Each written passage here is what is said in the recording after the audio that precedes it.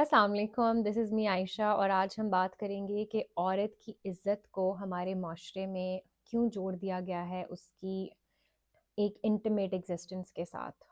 जब एक औरत का रेप होता है या उसका सेक्सुअल असॉल्ट होता है, तो हम ये क्यों नहीं कहते कि इस औरत पर जिनसी तशद्दुद किया गया है या इस औरत के जो जिनसी राइट्स हैं उनको ब्रीच किया गया है या इस औरत पे जुल्म हुआ है। व्हाट्सएवर हम ये वाली टर्मिनोलॉजी क्यों यूज़ करते हैं कि इस औरत की इज्जत लूट ली गई है। आपकी इज्जत का कोई ताल्लुक नहीं है आपकी वर्जिनिटी के साथ। अगर आप एक ऐसे इंसान हैं जो माशरे में गुड स्टैंडिंग है, आपका कैरेक्टर अच्छा है, आपका इखलाक अच्छा है, आप स्ट्रॉन्ग हैं, आपके पास कम्युनिटी को देने के लिए कुछ है, you are contributing good to your community, आप अच्छा खाते हैं, खिला सकते हैं, आपकी बातचीत अच्छी है, आपकी डिग्री अच्छी है, आप इल्म वाले हैं, आपके पास स्किल है, आपके पास वो सारी चीज़ें हैं जो एक इज़्ज़तदार इंसान के पास होती हैं above their fundamental basic innate by default right of being respected as a human being. You are respectable, you deserves respect. ये किसने आइडियोलॉजी हमारे दिमागों में डाल दी कि अगर किसी लड़की को किसी ने छू लिया है या उसके साथ कुछ खुदा ना खास्ता बुरा हो गया है तो suddenly she does not have any respect left in her body. her respect is not linked to any of her body parts। और अगर किसी लड़की के साथ ऐसा हुआ भी है, अगर आप इस जिनसी तशद्दुद का शिकार हुई हैं या you are God forbid the one who got rape, तो आप अपने जहन में इंटरनली वो चीज़ें सोचने लगती हैं कि अब मैं दागदार हो गई हूँ।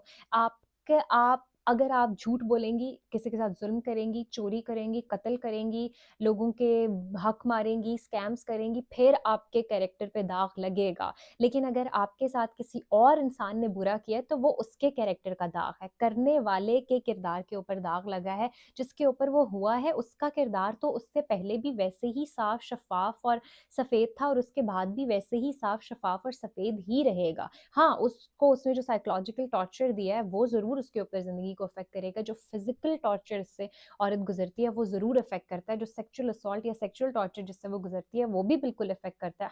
लेकिन nowhere it is connected to your respect. तो हमें एज अ सोसाइटी एक तो इस चीज़ को डिकोड करने की ज़रूरत है कि उसने उसकी इज्जत नहीं लूटी, जिसने ये किया उसने अपनी इज्जत लुटवाई। Put the blame where it rightly belongs in everything. हमने हमेशा विक्टिम को आगे किया, हमने हमेशा विक्टिम के नाम रखे, इसके साथ ये हुआ वो हुआ वो हुआ। No, stop it, snap out of it. इसने ये किया, इसने कत्ल किया, ये कातिल है। इसने रेप किया, ये रेपिस्ट है। इसने असॉल्ट किया तो he is somebody who is a pervert, who is assault, whatever इसको नाम दें। इसने अपनी इज्जत खराब की है ये करके। हमें पता भी नहीं होता कि इसने क्या क्या किया है, क्या हुआ, हम जिसके साथ हुआ है सारी जिंदगी उसको एक उस गुनाह की सजा देते रहते हैं जो उसने किया भी नहीं है। दूसरी बात, आप लड़कियां ये पूछती हैं कि अल्लाह ने या दीन में अब या रिलीजियस कुछ ये कल्चरल कुछ टाइज हैं, इसने औरत पे एक्स्ट्रा रिस्पॉन्सिबिलिटी क्यों डाली हुई है, इसने मर्द को क्यों नहीं रोका कि रात को 3 बजे तुम अकेले घर से बाहर घूमो फिरो, उसको तो कुछ नहीं होता। लेकिन औरत को कहा गया है कि तुम जो हो ना वो अपनी बाउंड्रीज पे रहो और तुम्हारी एक्स्ट्रा प्रोटेक्शन है, you have to cover yourself, cover your hair, cover your beauty whatsoever. औरत पे क्यों ये ज्यादा है? औरत पे ये ज्यादा इसलिए, फॉर एग्जाम्पल अगर आप हैं और आपके साथ एक और इंसान है, आपको बहुत ठंड लगती है, you are very prone to ठंड। जब आप बाहर जाएंगे तो आप ज़्यादा लेयर्स कपड़े की पहनेंगे, आपको ज़्यादा ज़रूरत होगी उस ठंड से प्रोटेक्शन की, या आपके साथ वाले बंदे को ज़्यादा ज़रूरत होगी जिसको तो ठंड लगती ही नहीं है, जिसके लिए एक शर्ट में भी गुजारा हो जाता है। अब इट इज़ नॉट अबाउट कि बाहर ठंड है तो men are being compare to ठंड, no, it is not about that. What I am trying to tell you is कि if a girl, a woman is in illicit, illegal, immoral, whatever you call it, relationship with a guy, और उन दोनों के दरमियान this things leads to something else, तो कौन उसका burden beer करेगा? अगर किसी को आउट ऑफ मैरिटल प्रेगनेंसी होती है तो वो किसकी बॉडी को अफेक्ट करेगी, वो किसकी हेल्थ को अफेक्ट करेगी, वो किसकी, और फिर क्योंकि सिंस आपको जब आप किसी कल्चर में रहते हैं आप उस कल्चर की वैल्यूज और प्रिंसिपल्स को मानते हैं या नहीं मानते, दैट इज अनदर स्टोरी। लेकिन जब तक आप उस कल्चर के बाउंड में हैं कुछ चीज़ें आपको उसकी एक्सेप्ट करनी पड़ती हैं और अपनी लाइफ और अपनी पीस के लिए कुछ चीज़ें आपको उसकी अडाप्ट भी करनी पड़ती हैं। सिमिलरली अगर ऐसे कल्चर में आप रहते हैं जहाँ पर आउट ऑफ मैरिज बच्चों की कोई लीगल कोई मॉरल स्टैंडिंग ही नहीं है तो वहाँ पर आप बच्चा पैदा ही नहीं करना चाहता कोई, पहली बात तो ये। और उस बच्चे को पैदा ना करने की जस्तजू में लड़कियाँ जाती हैं अबॉर्शन की तरफ। अब अबॉर्शन लीगल नहीं है तो वो ऑब्वियसली इल्लीगल, हिडन, चोर दरवाज़ों से जाती हैं, वो करवाती हैं अपनी ज़िंदगी रिस्क पे, अपनी सारी ज़िंदगी की रिप्रोडक्टिव हेल्थ रिस्क पे, अपना साइकोलॉजिकल हेल्थ रिस्क पे, इमोशनल हेल्थ रिस्क पे, घर वालों से छुप के सारे काम कर रही होती हैं, तो वो एक अलग सिंगल हैंडेडली ऑल अलोन उसको डील करना पड़ता है। इतनी सारी मुसीबतों से एक लड़की गुज़रती है जब वो इसका शिकार बनती है, बाय कंसेंट बने, बाय फोर्स बने, व्हाट्सोएवर। ऑन दी कॉन्ट्ररी एक मर्द को क्या सहना पड़ता है?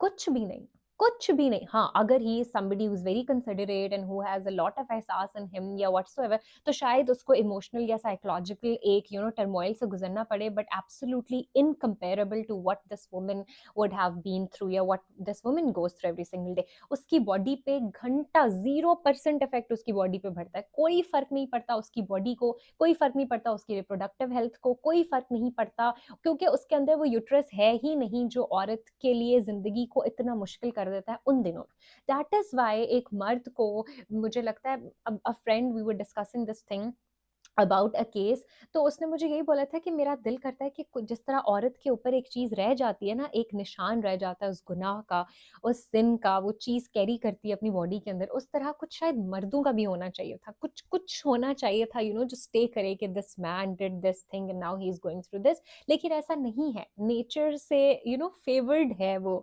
जेंडर इसमें। तो इसमें ज़्यादा फिर किसको अपने आप को बचाना? इट इज़ नॉट अबाउट क्या सोसाइटी क्या कर रही है, आप मर्दों को क्यों नहीं हो, whatever, it is just like girl to girl conversation. You are going to bear the burden of whatever will happen between the both of you. So you should be very, very, very conscious and concept कि आपने करना क्या है, क्योंकि उसका वजन, उसका बोझ आप खुद गुजारो, वो खुद उठाओगे। So it is very important कि आप खुद भी करो, और अगर आपके पास बाय फोर्स कुछ हो गया, और हमारे में से हर दूसरी लड़की, it is very rare you ask a woman around yourself और वो ये कहती है कि I have never been subjected to any kind of harassment और assault. It is so rare, you are not going to find anybody. बहुत कम है, 1% से भी कम औरतें होंगी जो कहेंगी कि मैंने कभी कोई भी फॉर्म ऑफ हरासमेंट तो फेस ही नहीं की। बाकी हर औरत ने की होती है। तो क्या उन औरत की इज्जत अब एट स्टेक है? आपके किरदार को बीच चौराहे में भी लाके खड़ा कर दिया जाए ना, अगर आपको पता है कि आप अल्लाह के प्रिंसिपल्स के साथ इंटैक्ट हो, तो आपका कैरेक्टर उसी तरीके से फ्लॉलेस स्टैंड करेगा जैसे वो है। तो इस वीडियो को बनाने के काफ़ी सारे मकासद में से एक तो था कि to keep this, to let this out of my system, जो मैं सुनते-सुनते बड़ी हुई हूँ कि फौजियों ने हमला किया और उनकी औरतों की इज़्ज़तें लूट ली। उनकी औरतों की इज़्ज़तें नहीं हैं इससे कनेक्टेड, वो नहीं, मेरी इज़्ज़त is something that is abstract, और इज़्ज़त और ज़िल्लत अल्लाह ने अपने हाथ में रखी है। वो कहता है वो तो इज़्ज़ु मन तशा व तुज़िल्लु मन तशा, वो इंसानों के हाथ में अल्लाह ने नहीं दी कि जब जिसका दिल करेगा उठा के इसकी इज़्ज़त लूट ली और इसको इज़्ज़त अता कर दी और इसको ज़िल्लत दे दी और उससे ज़िल्लत छीन ली। ये आपकी इज़्ज़त आपके और अल्लाह के दरमियान है, और वो आपकी सोशल स्टैंडिंग है। उसको कोई इंसान ऐसे उठा के लूट नहीं सकता। आप कुछ करोगे तो वो खराब होगी, किसी के कुछ करने से वो खराब नहीं हुई। So if you are somebody who has been through this, या जिसको ये लगता है कि because a man touched her और because she had to go through this, now you are impure, now you are any less of a human being, of a female, you're not. Believe me, you're not. आपकी worth, आपकी importance और significance connected ही नहीं है इस चीज़ से। और दूसरी बात है, make yourself of the quality कि even if you feel like oh my God I feel, जैसे कोई बहुत बहुत हाई क्वालिटी चीज़ होती है ना, वो पहला ओनर भी उसको उसी तरह ओन करता है, second, third, fourth, fifth, six, seventh owner तक भी वो जाती है, तो उसकी क्वालिटी फिट हाई रहती है उसको। और अगर आप पुअर कॉपी, पुअर क्वालिटी कोई चीज़ लेते हो, तो पहले ओनर को भी पता होता है कि ये पुअर क्वालिटी 500 की मैंने चीज़ ले ली है, गुम गई, बिखर गई, कुछ होगा, मुझे कोई फ़र्क नहीं पड़ता। So be that high quality woman, be that high quality human for that matter, कि वो जहाँ पर भी हो आपकी ज़िंदगी में, जो भी लोग हैं उनको इस चीज़ का अंदाज़ा हो कि what kind of quality they are dealing with right now.